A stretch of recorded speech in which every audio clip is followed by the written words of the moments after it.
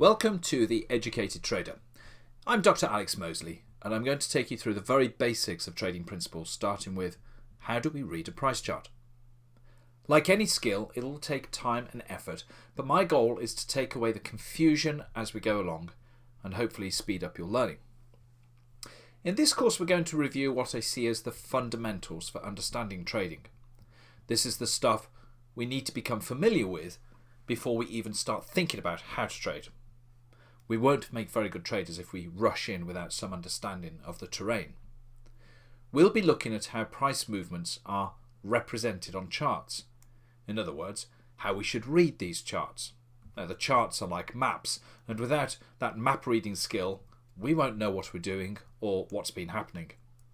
We'll be looking at the major market moves, the bull and bear trends, and sideways markets that become apparent on the graphs.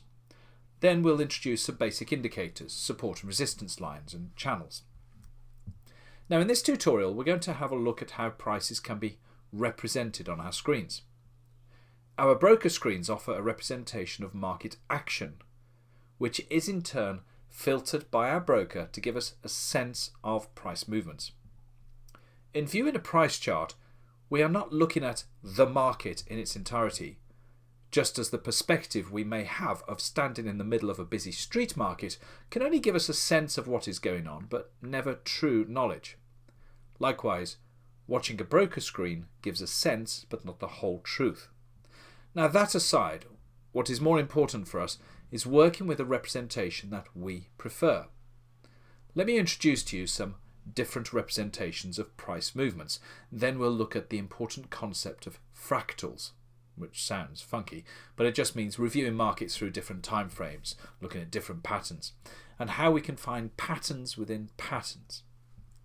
Now there are several ways in which to represent prices on a chart.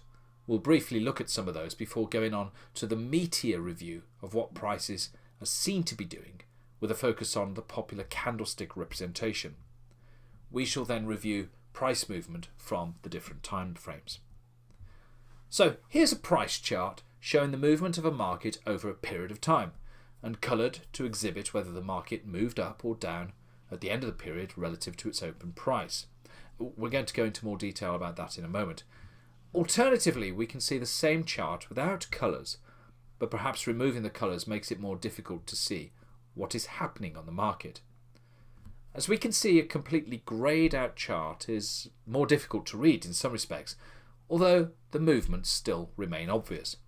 For instance, there is a trending market forming to the right of the centre. Now for those who struggle with colour, the bars can be greyed in for a movement up, say, or left hollow for a movement down, or the other way round, whichever you prefer. Broker charts offer a wide range of ways of depicting the boxes we see here. There are also other ways of depicting price action on charts, as the next slide will show. The top left chart shows practically the same market, but using what is called a bar chart. The green colour shows that the market moved up during the relevant period, and a red bar shows that the market moved down during a period.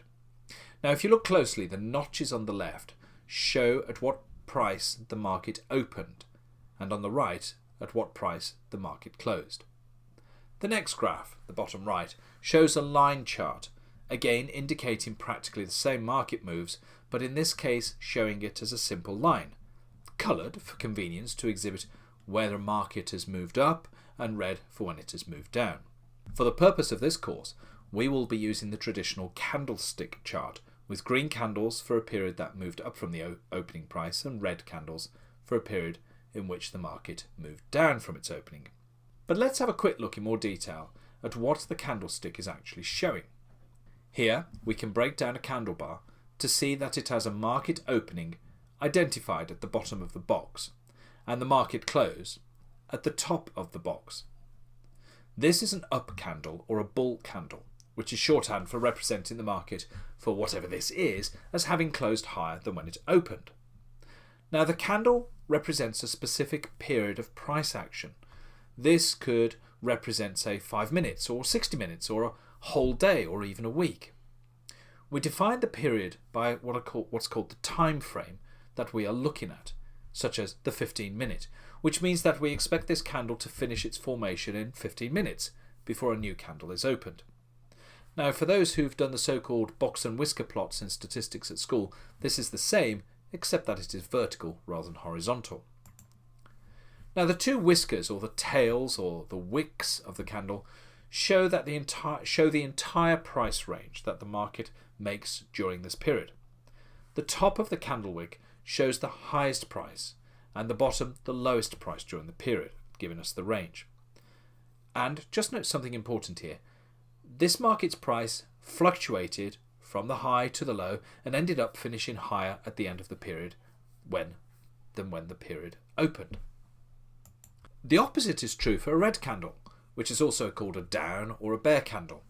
This represents the price closing lower than which it opened for the period in question. Again, there is a range showing the highest price and the lowest price during that period. Now, let's take a closer look at what a period means with regards to trading. This is a daily bar, showing a bull candle, in which the market closed higher than which it opened. But it also underwent a price range from the top of the wick to the bottom of the wick. That is one of the benefits of the candle representation of price movement. It captures it all within one symbol. But now we're going to break this down into what people call the fractals, that the lower time frames show what could be going on within the daily period, what's going on under the surface of this time period, as it were. Now, this is the same time period, but broken into 6 candles, each representing 4 hours, which shows the movement down from what would have been midnight on October the 1st, it was here, to the end of the trading period, or the day, which since it was a Friday was around 2200 hours British time, UK time. Notice that we get a little bit more detail here about what's going on. For instance, the strength of the bull moves in the green candles. Now, this is the same period as the daily again, but now the day has been broken down to hourly candles, which gives us even more detail as to how the market moved during that Friday. We can see an initial bear move in the early hours before the European and British openings, which present a bull momentum to the close of the day, when the market slows down. Now, this chart shows that we're moving into much more detail. I've placed the daily candle next to the chart, which is now showing the 5-minute periods that occur throughout the day. We can see the open of the day, the low, the high and the close, all being played out with a lot more drama in between. We also get to see a bear trend market in the early hours, followed by a bull trending market during the main European and US trading hours. And the bull trend that follows the low of the day also has pullbacks. We can also note that it finishes off with a sideways movement or a consolidation, which may not be surprising since the week's trading is closing down for the weekend, though we can also find last-minute volatility too. And finally, this is the most detailed chart that I'm going to show, although you can drop further. This is the 1-minute chart. So each bar, very difficult to see here, represents 1 minute's worth of trading on this particular market. We have a lot more detail, with much more drama, pullbacks in the bear and the bull moves, skirmishes notably around the reversal from the bear to the bull market. The 1-minute chart presents a lot more drama. And for the budding trader, the question becomes, which time frame has the most appeal? And once we've noted that appeal, does the time frame sit well with other systems level questions we have? That is something that I go into in more detail in my Creating a Strategy course. But let's have a look at a similarly busy screenshot. Here's a similarly active chart showing quite a strong trending bull market from the left hand side to the middle, where it consolidates for a period. In other words, the price doesn't move too much either way, so it is also defined as a sideways or a ranging market before starting a slow bear market that is descending to lower prices. This is in fact the daily chart of the same market that I was looking at before, and the candlestick that we were looking at is the one on the far right of the chart that ends on the 1st of October 2021. Now, to remind us, the purpose of starting off with a daily candlestick and then zooming in to the 1 minute, for example, is to show that the markets are what people call fractal, that there are patterns within patterns, but also expanding outward show similar patterns that could last for months or even years. Since we see that similar patterns form on the daily or on the 1 minute, it devolves to our choice as to whether we want to trade the lower time frames, the 1 minute or the 5 minute, or the higher time frames, the hour, the 4 hour, the daily. Now, sometimes people call themselves investors when they are reviewing the daily, the weekly, or the monthly charts, and call themselves traders when they are reviewing the lower time frames. It's a useful division for some people, but both are still trading, even if they may buy and hold for many years or even decades. And both have to make some form of rules regarding when and how to buy and how to exit.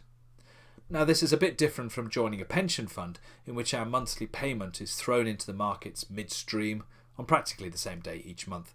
We have no choice about the pension company's strategy, so we just hope for the best. So a pension fund is a set of regular trades. Indeed, it is my contention that life is one big trade, in that we are constantly reviewing and adapting our position relative to the local conditions where we live.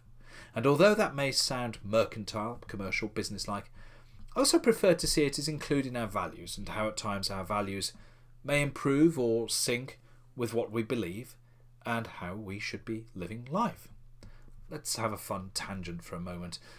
I've taken this chart and cut it down to approximately 83 bars, which could represent a person's life. Now, this is a bit of fun, but I would also argue there's something in it.